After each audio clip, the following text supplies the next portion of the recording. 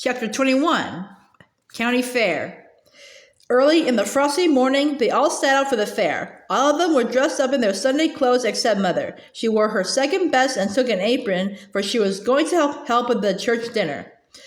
Under the back buggy seat was a box of jellies and pickles and preserves that Eliza Jane and Alice had made to show at the fair. Alice was taking her wool work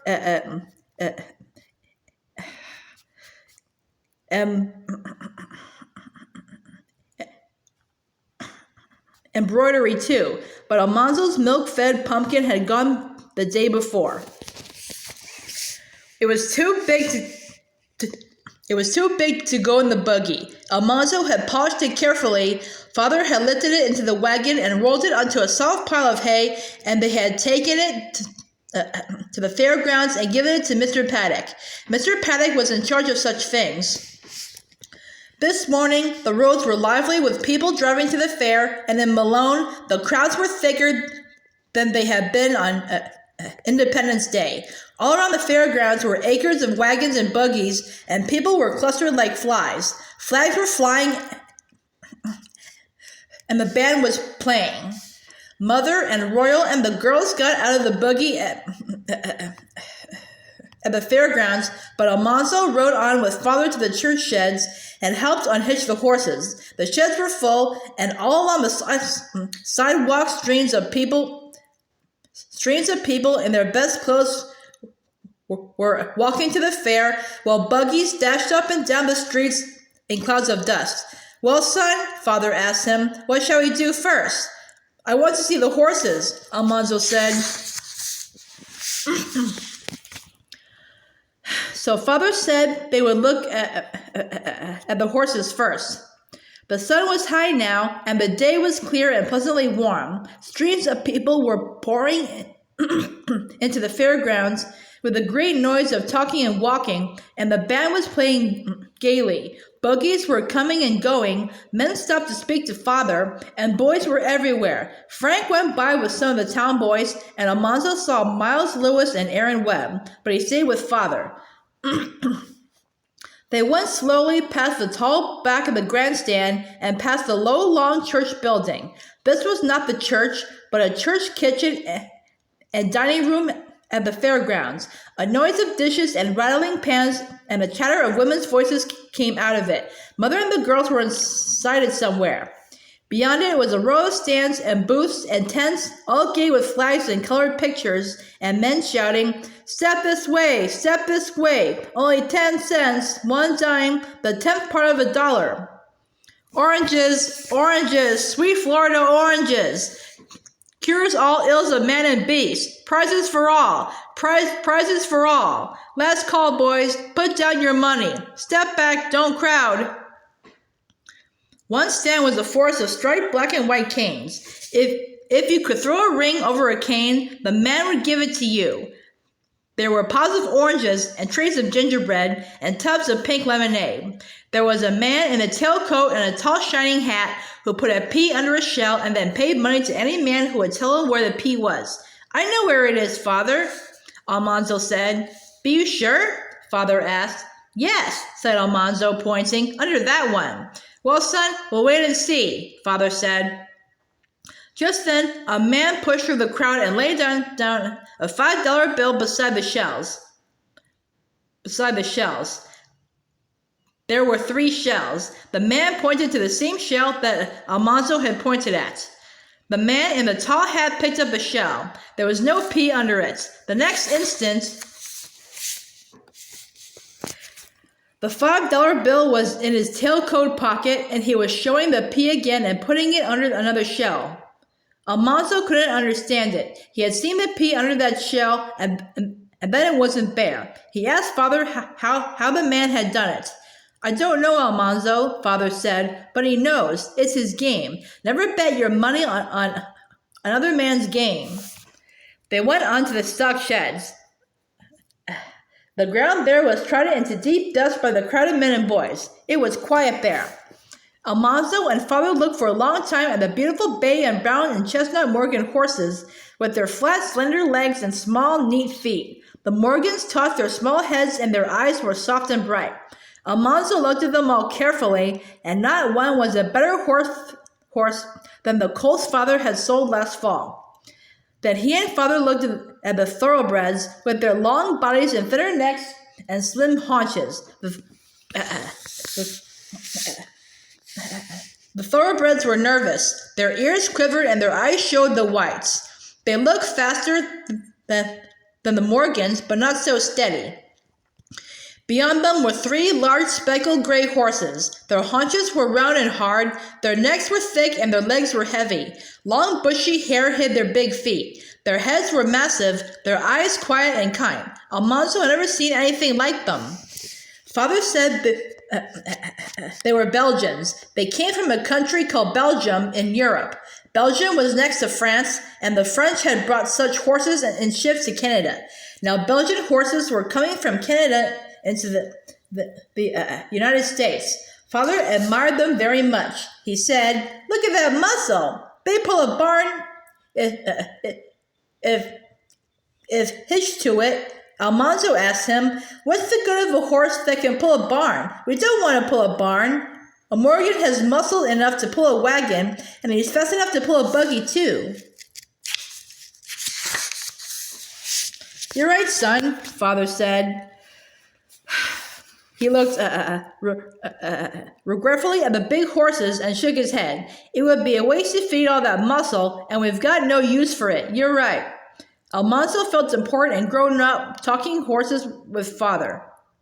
Beyond the Belgians, a crowd of men and boys was so thick around the stall that not even father could see what was in it. Almanzo left father and wriggled and squeezed between the legs until he came to the bars of the stall. Inside it were 2 black creatures. He had never seen anything like them. They looked something like horses, but they were not horses. Their tails were bare, with only a bunch of hair at the tip. Their short, bristly manes stood up straight and stiff. Their ears were like rabbit's ears. Those long ears stood up above their long, gaunt faces, and while Almanzo stared, one of those creatures pointed its ears at him and stretched out its neck. Close to Almanzo's bulging eyes, its nose wrinkled and its lips curled back from long yellow teeth. Almanzo couldn't move. Slowly, the creature opened its long fanged mouth, and out of its throat came a squawking roar. "Ee-haw! Hee-haw!" Almanzo yelled, and he turned and butted and clawed and fought through the crowd toward father. The next thing he knew, he reached father, and everybody was laughing at him. Only father did not laugh. "It's only a half-breed horse, son," father said. "The first mule you ever saw. You're not the only one that was scared either," said father, looking around at the crowd. Almanzo felt better when he saw the colts. They were 2-year-olds and yearlings, and some little colts with their mothers. Almanzo looked at them carefully, and finally he said, "Father, I wish—" "What, son?" father asked. "Father, there's not a colt here that can hold a candle to Starlight. Couldn't you bring Starlight to the fair next year?" Well, father said, "We'll see about that when next year comes." Then they looked at the cattle. There were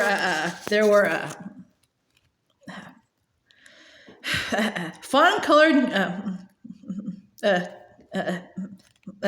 Guernseys and Jerseys that come from islands near Guernsey and Jersey near the coast of France. They looked at the bright red Devons and the great Durhams that come from England. They looked at the young steers and yearlings, and some were finer than Star and Bright. They looked at the sturdy, powerful yoke oxen. All the time, Almanzo was thinking that if only father would bring Starlight to the fair, Starlight would be sure to take a prize. Then they looked at the big Chester white hogs and the smoother, smaller black Berkshire hogs.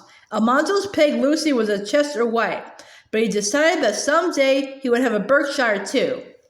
They looked at merino sheep like father's, with their wrinkled skin and short, fine wool, and they looked at the larger Cotswold sheep whose wool is longer but coarse. Father was satisfied with his merinos. He would rather raise less wool of finer quality for mother to weave. By this time it was noon, and Almanzo had not seen his pumpkin yet. But he was hungry, so they went to dinner. The church dining room was already crowded. Every place at the long table was taken, and Eliza Jane and Alice were hurrying with the other girls who were bringing loaded plates from the kitchen. All the delicious smells made Almanzo's mouth water. Father went into the kitchen, and so did Almanzo. It was full of women, hurriedly slicing boiled hams and roasts of beef, and carving roast chickens and dishing up vegetables. Mother opened the oven of the huge cook stove and took out roasted turkeys and ducks. 3 barrels stood by the wall, and long iron pipes went into them from a cauldron of water boiling on the stove. Steam puffed from every crevice of the barrels. Father pried off the cover of one barrel, and clouds of steam came out. Almanzo looked into the barrel, and it was full of steaming potatoes in their clean brown skins. The skins broke when the air struck them and curled back from the mealy insides. All around Almanzo were cakes and pies of every kind, and he was so hungry he could have eaten them all, but he dared not touch even a crumb. At last, he and Father got places at the long table in the dining room. Everyone was merry, talking and laughing, but Almanzo simply ate. He ate ham and chicken and turkey, and dressing and cranberry jelly. He ate potatoes and gravy, succotash, baked beans and boiled beans and onions, and white bread and rye and Indian bread, and sweet pickles and jam and preserves.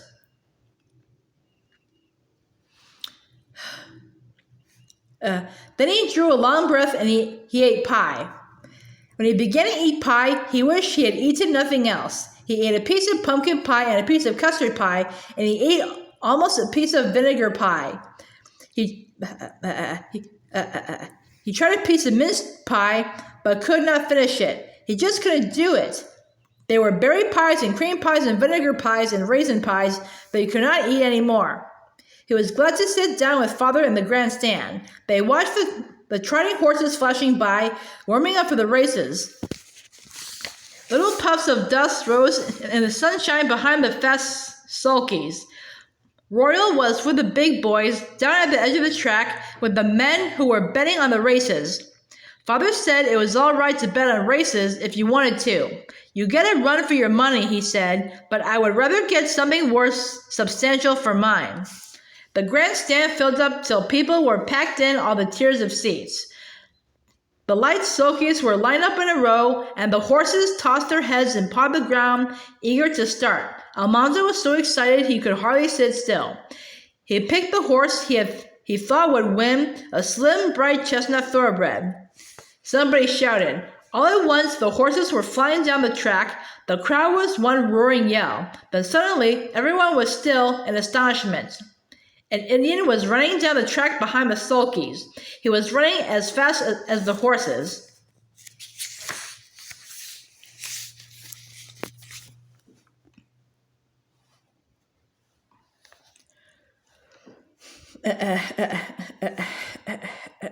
Everybody began to shout, "He can't do it! $2 he'll keep up! The bay! Come on! $3 on the Indian! Watch that chestnut! Look at the Indian!" The dust was blowing on the other side of the track.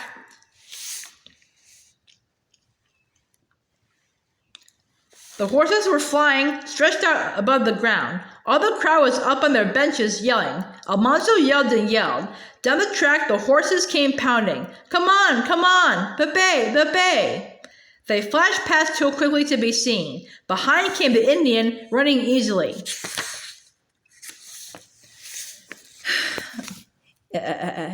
In front of the grandstand, he leaped high in the air, turned a handspring, and stood saluting all the people with his right arm.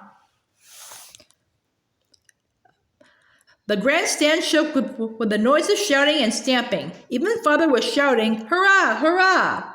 The Indian had run that mile in 2 minutes and 40 seconds, as fast as the winning horse. He was not even panting. He saluted all the cheering people again and walked off the track. The bay horse had won. There were more races, but soon it was 3 o'clock, time to go home. Driving home was exciting that day because there was so much to talk about. Royal had thrown a ring over one of the black and white striped canes, and he had it. Alice had spent a nickel for peppermint candy. She broke the striped stick in two, and each had a piece of stuck slowly. It seemed strange to be at home only long enough to do the chores and sleep. Early next morning, they were driving away again. There were two more days of the fair.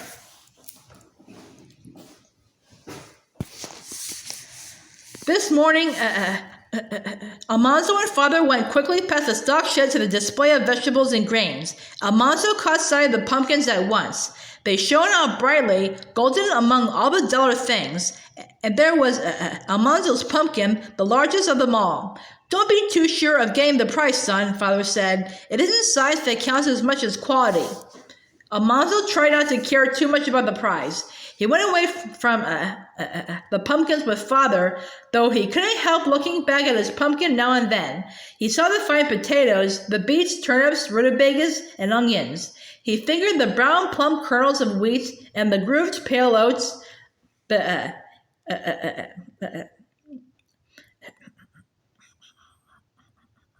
Canada peas and navy beans and speckled beans.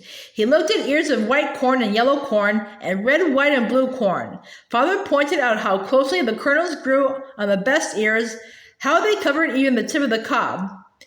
People walked slowly up and down, looking. There were always some people looking at the pumpkins, and Almanzo wished they knew that the biggest pumpkin was his. After dinner, he hurried back to watch the judging. The crowds were larger now, and sometimes he had to leave Father and squirm between people to see what the judges were doing. The 3 judges wore badges on their coats. They were solemn and talked together in low voices so that no one heard what they said. They weighed the grains in their hands and looked at them closely. They chewed a few grains of wheat and of oats to see how they tasted. They split open peas and beans, and they shelled a few kernels off each ear of corn to make sure how long the kernels were. With their jackknives, they cut the onions in two and the potatoes. They cut very thin slices of the potatoes and held them up to the light. The best part of a potato is next to the skin, and you can see how thick the best part is if you hold a very thin slice to the light and look through it. The thickest crowd pressed around the table where the judges were and watched without saying anything. There wasn't a sound when at last the tall, thin judge with the chin whiskers took a snip of red ribbon and a snip of blue ribbon out of his pocket. The red ribbon was second prize, the blue one was first prize. The judge put them on the vegetables that had won them, and the crowd breathed a long breath. Then all at once everybody talked. Almanzo saw that people who didn't get any prize and the person who got second prize all congratulated the winner. If his pumpkin didn't get a prize, he would have to do that. He didn't want to, but he guessed he must. At last, the judges came to the pumpkins. Almanzo tried to look as if he didn't care much, but he felt hot all over. The judges had to wait till Mr. Paddock brought them a big, sharp butcher knife. The biggest judge took it and thrust it with all his might into a pumpkin. He bored down hard in the handle and cut a thick slice out. He held it up, and all the judges looked at the thick yellow flesh of the pumpkin. They looked at the thickness of the hard rind and at the little hollow where the seeds were. They cut tiny slices and tasted them. Then the big judge cut open another pumpkin. He had begun with the smallest. The crowd pressed tight against Almanzo. He had opened his mouth to get his breath. At last, the judge cut open Almanzo's big pumpkin. Almanzo felt dizzy. The inside of his pumpkin had a big hollow for seeds, but it was a big pumpkin. It had lots of seeds. Its flesh was a little paler than the other pumpkins. Almanzo didn't know whether that made any difference or not. The judges tasted it. He could not tell from their faces how it tasted. Then they talked together for a long time. He could not hear what they said. The tall, thin judge shook his head and tugged his chin whiskers. He cut a thin slice from the yellowest pumpkin and a thin slice from Almanzo's pumpkin and tasted them. He gave them to the big judge and he tasted them. The fat judge said something and they all smiled.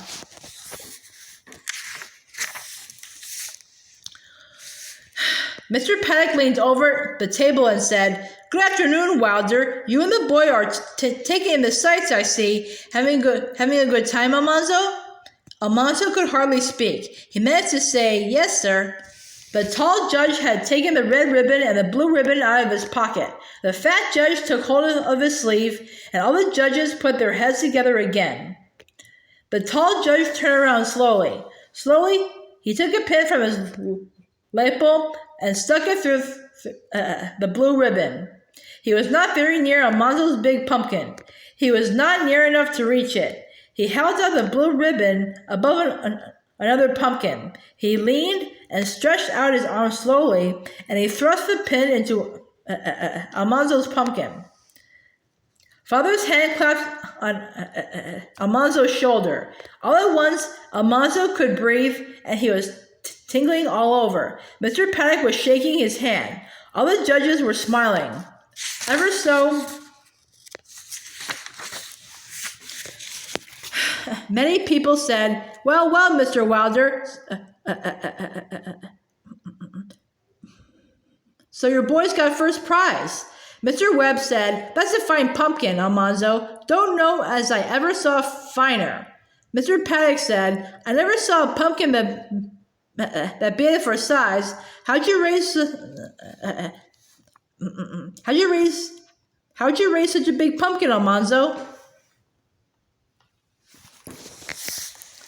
Suddenly, everything seemed big and very still. Almanzo felt cold and small and scared. He hadn't thought before that maybe it wasn't fair to get a prize for a milk-fed pumpkin. Maybe the prize was for raising pumpkins in the ordinary way. Maybe, if he told, they'd take the prize away from him. They might think he had tried to cheat.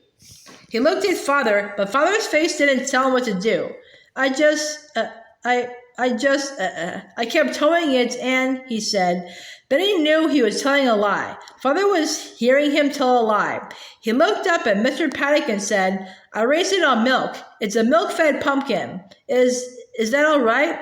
Yes, that's all right, Mr. Paddock answered. Father laughed. There's tricks in all trades but ours, Paddock. And maybe a few tricks in farming and wagon making too, eh? But Almanzo knew how foolish he had been. Father knew all about the pumpkin, and Father wouldn't cheat. Afterward, he went walking with Father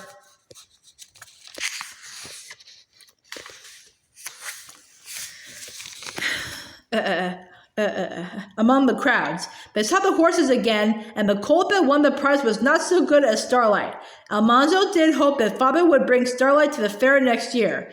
Then they watched the foot races and the jumping contests and the throwing contests. Malone boys were in them, but the farmer boys won almost every time. Almanzo kept remembering his prize pumpkin and feeling good. Driving home that night, they all felt good. Alice's woolwork had won first prize, and Eliza Jane had a red ribbon and Alice had a blue ribbon for jellies. Father said the Wilder family had done itself proud that day. There was another day of the fair, but it wasn't so much fun. Almanzo was tired of having a good time. 3 days of it were too much. It didn't seem right to be dressed up again and leaving the farm. He felt unsettled as he did at house cleaning time. He was glad when the fair was over and everything could go on as usual.